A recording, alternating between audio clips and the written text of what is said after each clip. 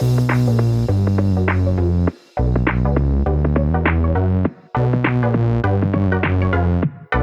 welcome everybody to another episode of Chris and Andrew Podcast. I'm one of your hosts, Chris Foltz, and my co-host, our very good friend, is Mr. Dave Horrocks. Hi there, Chris, and hello to our listeners out there. Welcome to Chris and Dave's reality TV cast. We are covering Love Island UK Series 8, Episode 24. Chris, dare I ask, where would you like to start today? Well, actually, we're not going to start where you think we're going to start, because it starts off with Jax apologising to Paige, and I think this could be an episode for apologies, Dave. So, no, let's fuck that. Let's forget all that. On it. Let's forget that.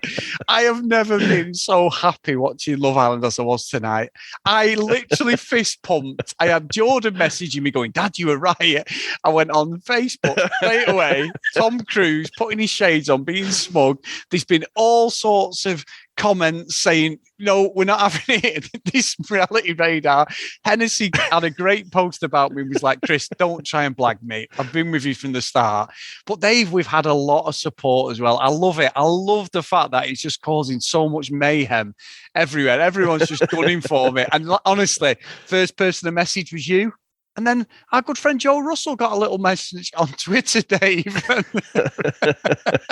So, I can just imagine you during the break, getting your crown out, sticking your crown on, sticking the big red robe on, and just walking around the house in it. I am the king of reality radar.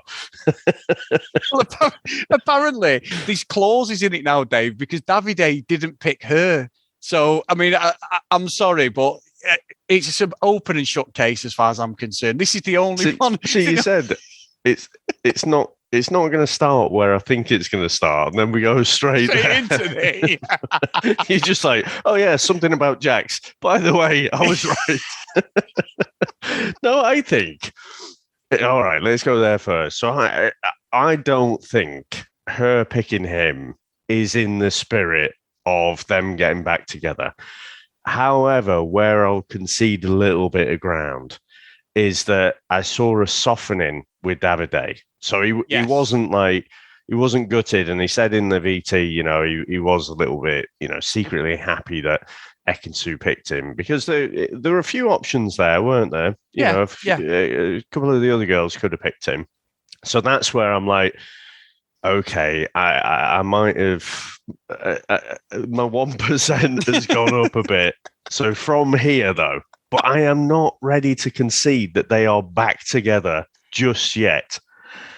But Chris, I feel like there's lots of people in the different camps, aren't there? Yours, I feel, has got the momentum at the minute, and I feel like I've lost one of my MVPs. So if you could, Chris, just bear with me. I'm just going to share something. I was going to do this later in the episode, but I'm going to do it now. Oh, no. Come on.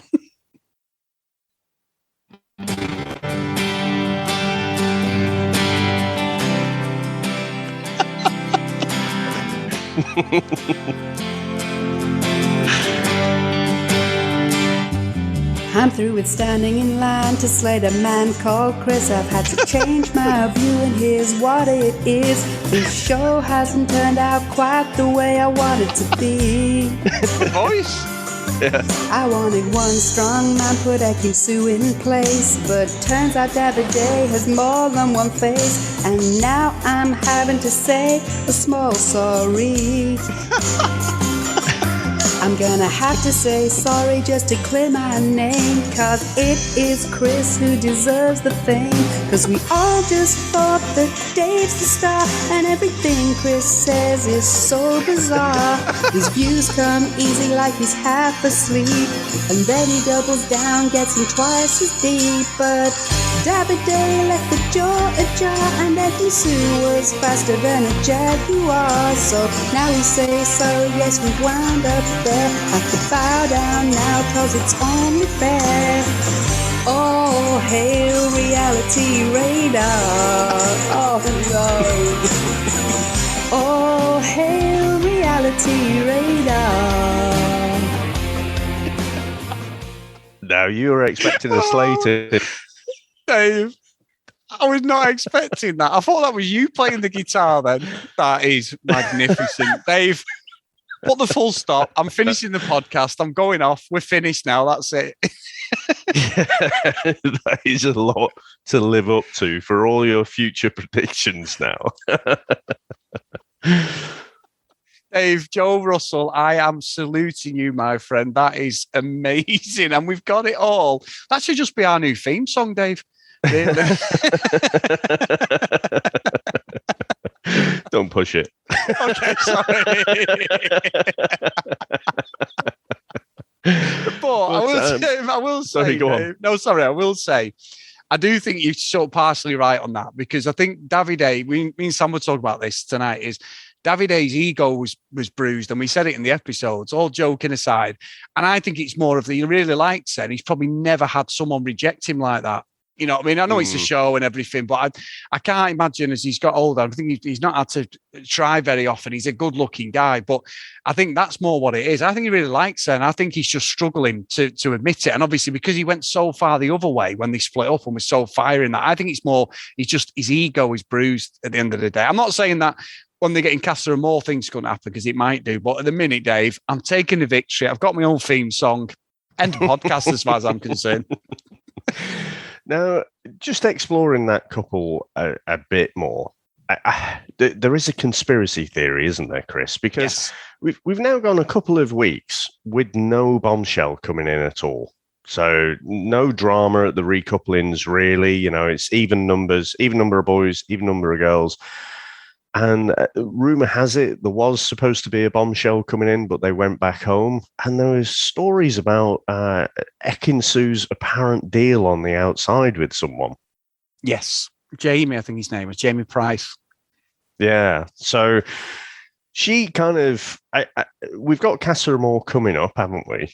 And rumor has it she's kind of expecting this guy to either come in as a bombshell or be in Casa Amor. So I'm not sure, you know, they're going to have to work quick, Ekin-Su and Davide, to really get back together before Casa Amor happens.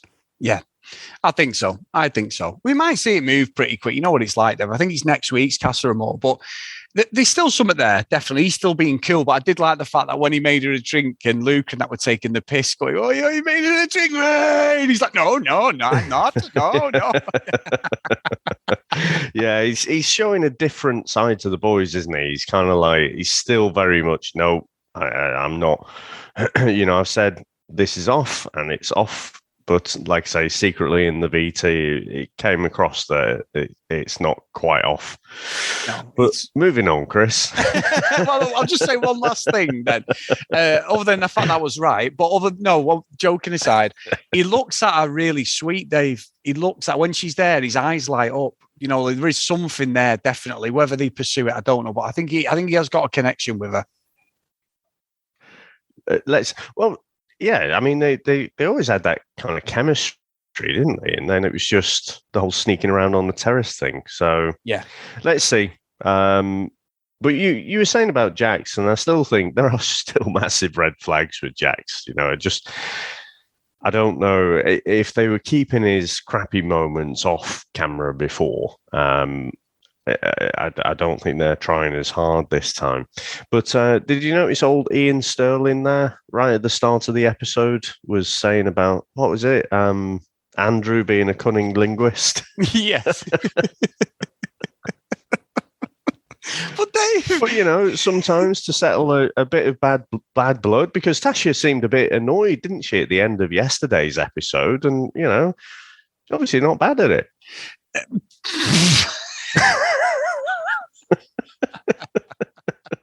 I don't even know where the fuck to go with that one day without offending people, so I'm just not. But what I would say is Andrew is an idiot, because he went to Danica, completely closed off that whole relationship, because I think it was more Tasha's made him do that. She's sort of, you know, what's your problem? She's pursued whoever the fuck she wants and then gone back to him. We've said it continually. He's in the situation where he's finally got a bit of power, and now she's interested properly, because she's like, hang on a minute, he isn't just going to sit around while I pursue all these people, because I think he's dropped a bollock here, and him and Danica might have had something, they might not. I mean, Danica speaks like she's, like you always say, I'm nicking your words here, but the job interview, she's very weird when she speaks to the lads. There's no chat there at all. I think she's one of the worst people I've seen for chats on Love Island, really. But I think she's a lovely girl, and I do think he probably would have a better connection with her. We get to Casa Amor, Dave, and Tash is going to be like fucking the Exorcist or whatever it is. Her head's going to be fucking spinning like fuck when she's in there. And Andrew, she's like, Andrew, who's Andrew? So he'll put all his eggs in one basket. This fucking donut will be sat on the daybed with his fucking quilt on, freezing his bollocks off while she's there cozying up to some fucking hunky fucking stripper named fucking Dave.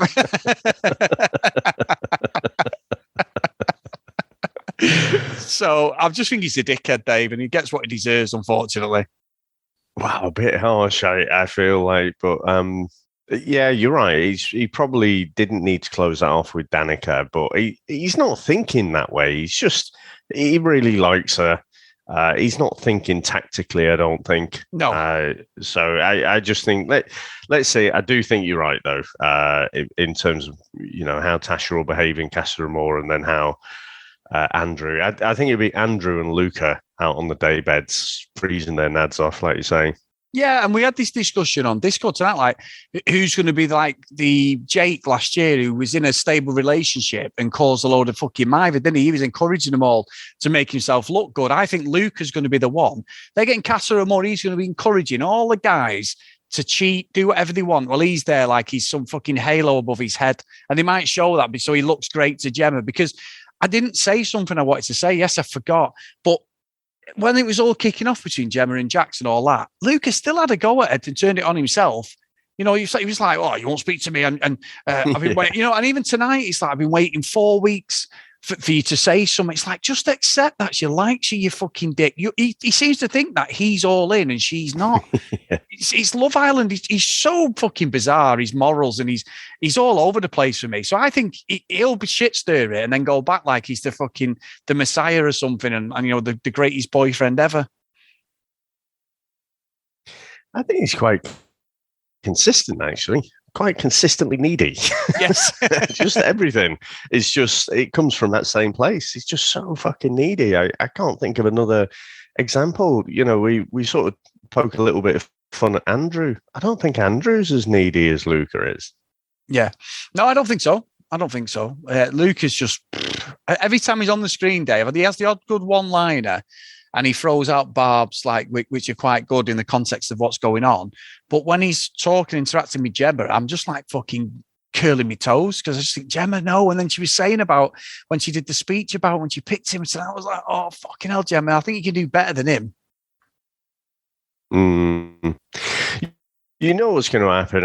I don't think Gemma's head will be turned easily. It would basically have to be someone who was the perfect fit for her. Yeah. But she's going to say something which is going to be taken out of context, replayed back to them, and then Luca is, unless she basically is a bloody Vestal Virgin or something, and doesn't speak to anyone and carries herself off to the corner, doesn't have any conversations, Luca's going to find something to get upset about. And I just think, that's the way it'll play out. Yeah, I think so. And one of the other things that made me laugh, Dave, was Jay trying it on with Antigone, got a name right for a change, Antigone, and he was so transparent. It was so fucking fake. And he's giving her the wink and the nod. And she did say, like, I want you to be authentic and stuff. And you saying to the girls, yeah, there is something there, but she's wearing, I think she should be. And I didn't get why, you know what? I missed all this. I don't know why, whether I was like, we were chatting on Discord because there was loads of chatting on Facebook and that, but why did it all kick off when they picked everyone with Danica and Antigone? And then Danica was kicking off with Jay, but Jay told her he wasn't really interested. And I didn't really get that. Yeah. I don't understand what was going on.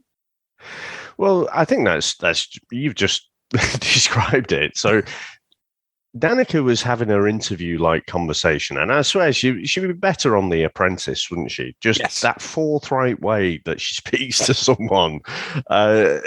She was having that conversation with Jay, and in Love Island terms, I don't think he could have been any clearer. Yeah. He was just saying, like, my connection with Antigone is stronger. He wasn't a dick about it, but like I say, I don't think he could have been any more blunt without being rude. And so, when Danica's picked him, like, because it's getting down to the last few, and I think everyone's thinking, well, Antigone's going to pick Jay, but then Danica picks Jay, and so I think Antigone was just a bit annoyed by that, and Danica's like, if I missed something, it's like, well, yeah, the guy said he wasn't interested in you in the slightest, and you've gone and picked him, and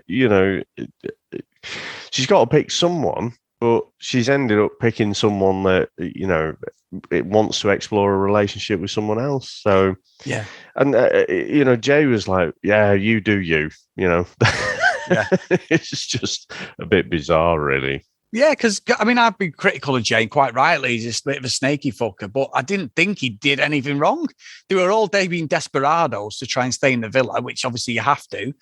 And again, it's been commented again tonight. Like, it's weird how everyone was going to be coupled up. I thought Jay was going. I'd got my numbers wrong, thinking there was going to be a spare prick at a wedding, basically, and it wasn't. Everyone's coupled up, so it's a bit weird. And it must go.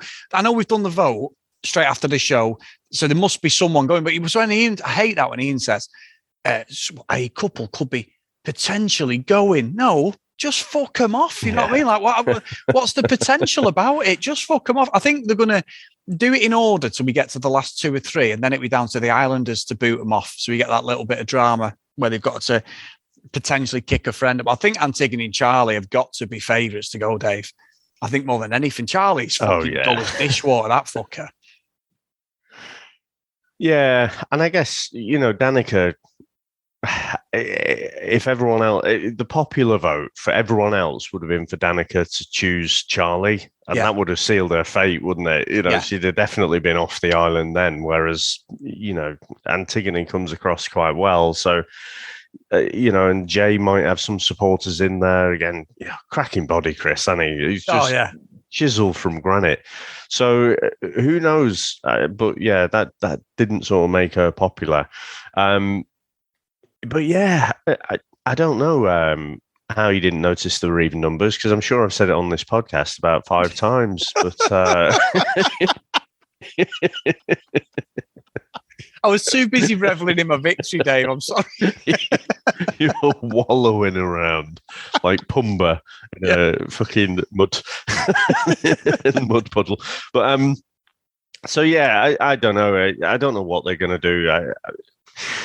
Again, we kind of know that Casa Amor is coming up. So is it going to create that much drama to boot a couple out? Are they going to do the whole, the 3 bottom couples, and then the Islanders, the more popular couples, choose which ones to go? Who knows? But I think it all pales into insignificance, really, doesn't it? After the whole fucking Ekin-Su and Davide thing. It does, it does.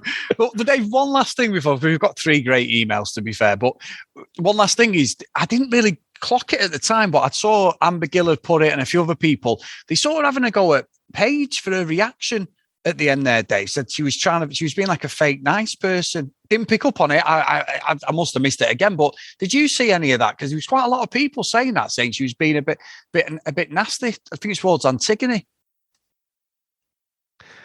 I didn't pick up on it. I'd have to see it again. I don't know. I completely missed that. Yeah, we've got an email. It's quite good, actually. I didn't mean to segue into this, babe, but here we go anyway. Sorry, it wasn't with Antigone, it was with Danica. But the first email was from Kristen. It says, "Oh, Paige. Hi, Chris and Dave. Some thoughts. Ian's voiceover of Andrew is a cunning linguist made me lose my shit," as you said, Dave. I think Jay thought he had a better chance with Paige because he could possibly see the red flags in Jax and hope that Paige would see them too. In my opinion, Paige was quite rude to Danica, and she has done this kind of behaviour before where she gangs up on others. For example, she gathered the group around Amber during the argument between Ekin-Su and Amber. She disguises herself as a girl's girl, but really I think she's selective and exclusive the fact that she can't see through Jack's red flags is also pretty disappointing. Not sure if she's blinded by love or condones his behaviour. I feel for Danica and hope she makes it to Casa Amor. Cheers, Kristen. So basically, what I'd said, I didn't pick up on it, but I'll have to watch it myself again. That you're not going to do that, though, are you? No, I watched that bit. I'm not watching the episode. I watched the end bit because I just missed it. Yeah. How dare you? Right. Anyway. No, I just know I'm not going to do it. If it's something significant, I'm sure I'll see a replay or something in the recap. But so it's something to keep an eye on, definitely, for episodes going forward. No, definitely. And the next one's from Jessica. Treatment of Danica. Hi, Chris. This is the famous Jess that started the Branston thread on Facebook. I'm writing because I'm sitting here fuming about how Danica is being treated by the boys. From day one, not one boy was attracted to her. She's gorgeous. Then both Luca and Jack refused to even speak to her when they were coupled up. They didn't have to speak to her in a romantic way, but they could have at least had the decency to talk to her as a friend. Now, Jay has treated her like complete garbage. I feel like we've seen this time and time again. People of colour never get any attention. How none of them are even attracted to her is beyond me. It's fine if none of them want to pursue something romantically, but they don't seem to even think that she's pretty. And I can't help but wonder if race plays a part in it. It's an interesting take, that, Dave. I know none of the girls are attracted to Charlie, but in his case, I think it's because he's 45 years old. Thanks for listening. Yes. Yes, that is amazing. And then the last one is a short and sweet one. Can we just say a little bit about that? Yeah. Because I don't think it's anything, honestly, to do with race. I think Danica is absolutely stunning. I do think it's very weird the way Jax and Luca, just kind of really backed off. Whereas, like they're saying to Paige, like, well, yeah, go and have a chat with Jay and stuff. Go and explore it and whatever. It's complete double standards there, isn't there? So she has got caught, or dealt a bit of a shitty hand dealing with those two. But I think those two have shown us in lots of different ways they've got weird kind of red flag behavior. So, yeah, I think she's just had a bit of an unlucky time more than anything. Yeah, I think so. I think you're right. To be honest. Now, the next one, Dave, is from our good friend Jason. Score 1 for Chris. The reality radar is on fire. Lol, I just love this girl, Ekin-Su. She and Davide for the win. End of podcast, Dave. That's all we need to do. That's marvellous stuff, Jason. Thank you. Score 1. How many is in the other column for the wrong predictions? Dave, let's not discuss that. Let me just take this for what it is. Anyway. Amazing. Thank you for humouring me. And thank you, Joe. That was a lovely apology. Dave, I expect a musical apology from you on the next episode. It's a high bar, though, isn't it? It is, actually. Yeah. Very good voice as well. As always, if you want to follow us, guys, get over to patreon.com/CD RealityCast. If you want to get over to Facebook, Chris and A's Reality TV Cast, loads of discussion. I am getting loads of pelters, Dave, but plenty of people supporting me as well. Very good. And Hennessy did say that in Canada, on a TV show, they have actually called the Reality Radar, Dave, a segment. So we need to get that trademarked very, very quickly, my friend. So... but honestly, if you want very good, yeah. If you want to email us, cdrealitycast@gmail.com, and if you want to follow us on social media @cdrealitycast. So big thank you to Gavin, Margie, I'm so sorry again. I apologise every episode. Kristen, Zoe, Tom, Gillian, Michelle, Keith, Helen, Brianna, Noreen, Amy, Joanna, Helen, Libby, Katie, Dee Dee, Hannah, Priscilla, Susan, Hennessy, Haley, Lauren, Lucky Luda Green, and Ken Gustafson. Thank you so much, guys, for all your support. Amazing. And we're having so much fun. Bring the abuse on. I love it. I love getting stick for this because it's just amazing. I love it because we're all friends. It's all a big tongue-in-cheek thing. Come at me, Dave. Come at me. But anyway, thank you, mate, and I will see you tomorrow. Bye now.